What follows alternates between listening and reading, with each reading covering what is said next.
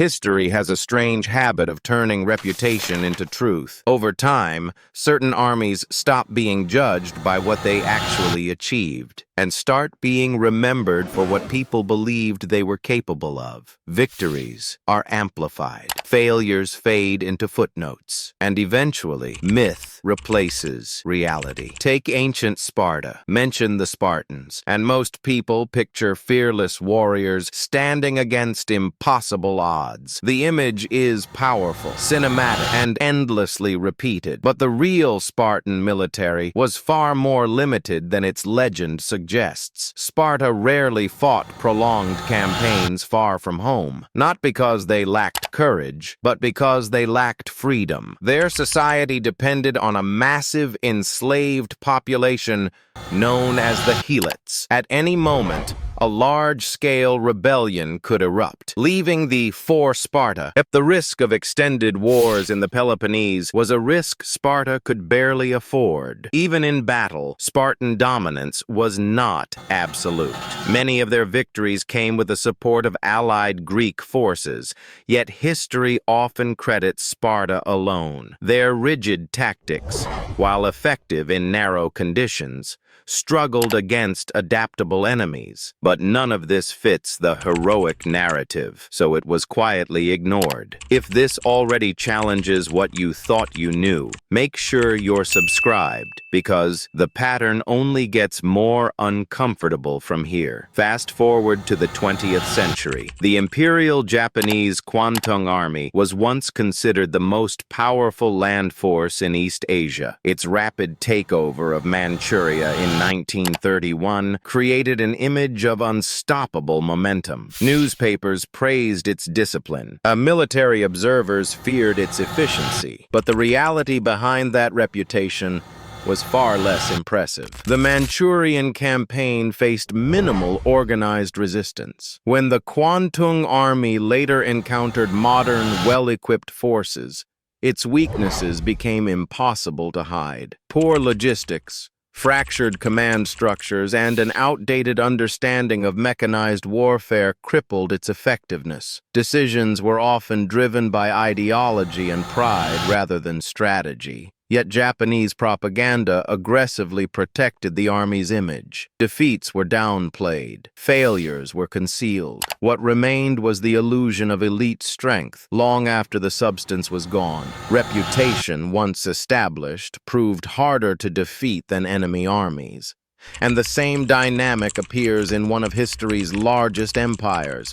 After the Napoleonic Wars, the British Army viewed itself as the world's most professional military force. That confidence, however, frequently crossed into arrogance. In colonial campaigns across Africa and beyond, British commanders underestimated local forces, dismissed unfamiliar tactics, and relied on outdated assumptions of superiority. The result was a series of costly miscalculations. Battles that should have been decisive exposed deep organizational weaknesses instead. But imperial power has a way of rewriting memory. Embarrassing defeats were reframed. Systemic failures were blamed on circumstances. The legend survived, even when reality didn't fully support it. And this is where the story becomes uncomfortable. Because once you start separating image from evidence, a pattern emerges, again and again. The armies celebrated as dominant were often protected by selective storytelling, rather than consistent battlefield success. And we are not done yet. There are still forces whose reputations collapsed the moment history was examined without filters. Armies praised for strength they never truly possessed, victories they couldn't sustain, and dominance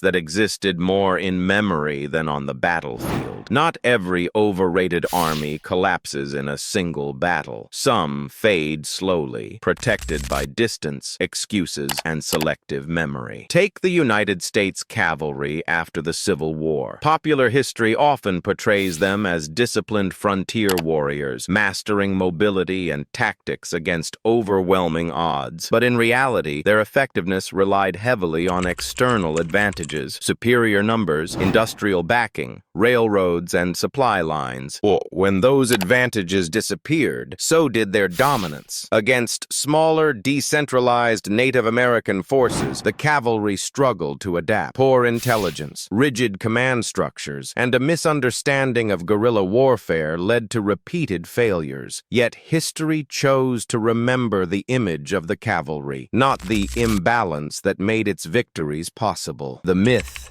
endured. The performance did not. And then there's the Majapahit Empire. In Southeast Asian history, Majapahit is often described as a vast, dominant maritime power, an empire that supposedly controlled enormous territory across the region. But when historians look closely, the picture becomes far less certain. Much of Majapahit's empire was based on influence, tribute, and symbolic allegiance rather than permanent military control.